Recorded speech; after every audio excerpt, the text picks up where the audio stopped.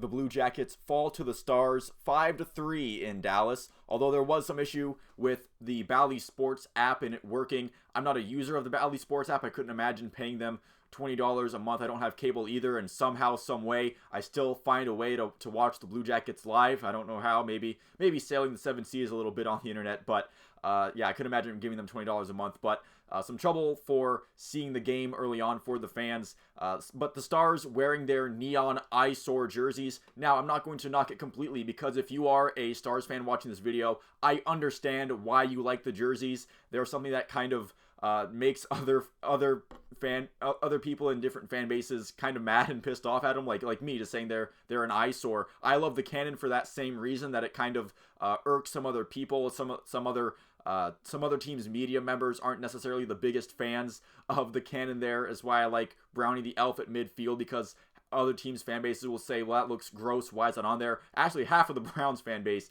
hates Brownie the Elf at midfield, but it's something that I just like things the team I cheer for, when they do things that make the other people in other fan bases mad. So I get why Stars fans would like this neon jersey, but I think objectively, just to my eyes, they suck to look at. The Jackets also got a new road helmet sponsor, so yay ads, I guess. You know, whatever helps the Jackets owners embrace spending up to the salary cap, I guess is my I guess that I'll work for that. But again, yay advertisements. I don't really care for seeing that on the helmets. The same lineup for the Blue Jackets, meaning that Marchenko was once again a healthy scratch. Not a huge fan of it, but again, I'm not ringing the alarm bells, but it is getting a little tiring.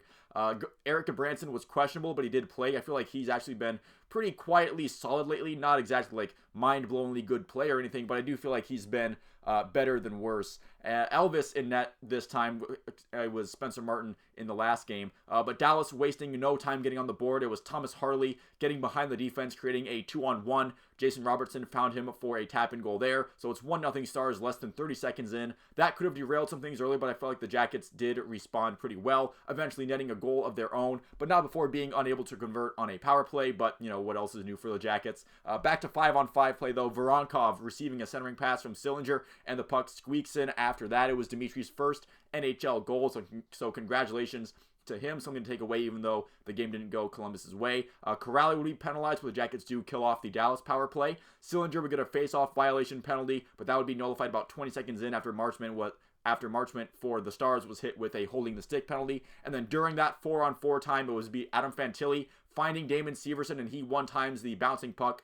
Oettenger getting a piece of it, but it did sneak through the 5-hole to give the Jackets a 2-1 lead. That is Damon Severson's first goal as a member of the Columbus Blue Jackets, so a couple guys getting their first goals in some respect there.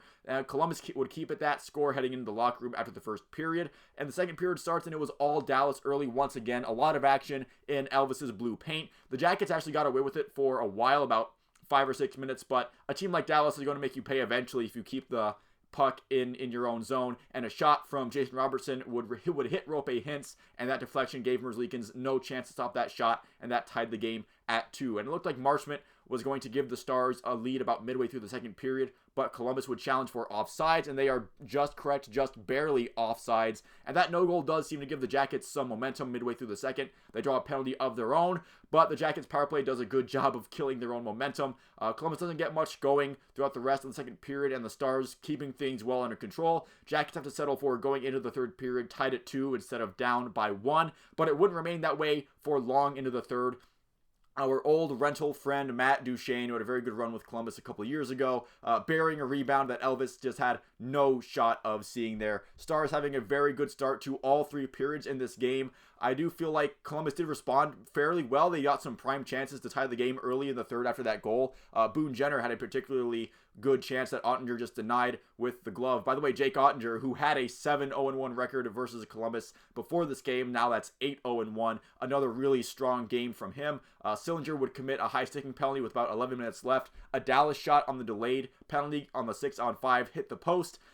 This would be an important kill, as a 2-goal deficit would probably sink them at this point. Dallas with some dangerous chances. Elvis solid enough to keep it a 1-goal game for that penalty, but it doesn't stay that way for very long, as Dallas really capturing momentum after the power play, despite Dallas's power play not scoring. Eventually, a bouncing puck is settled by Dodonov into the Jackets zone, and he fires a shot that goes high and beats Merzlikins, and there's that 2-goal lead. That feels like it might as well be a 20-goal lead, because even with 7 minutes left, doesn't feel like it's in reach, because they would have to solve Jake Oettenger twice in that time frame, who after giving up a couple goals in the first period was, pretty darn good for the rest of the game. A really early goalie pull for the Jackets, about 4 minutes left when Merzlikins left the net. Wyatt Johnson getting a clear path to that, if you need that, about 20 seconds later. I don't blame Pascal Vincent for trying to get something going maybe a bit earlier than normal, as Columbus was ice cold offensively at the time. That Pascal Vincent really having to get a little desperate to try to get the Jackets moving offensively.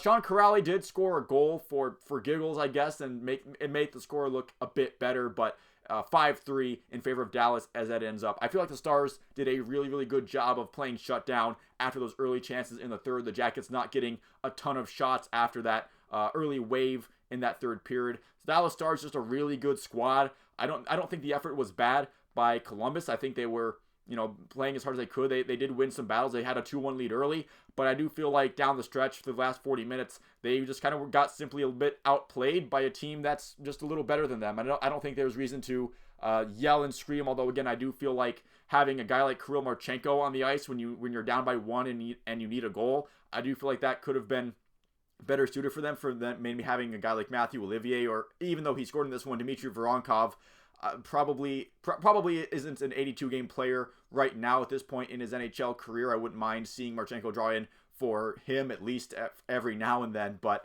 again, nothing to yell and scream about. The Dallas Stars are just a really good team. Jackets just aren't quite on their level at this point in time.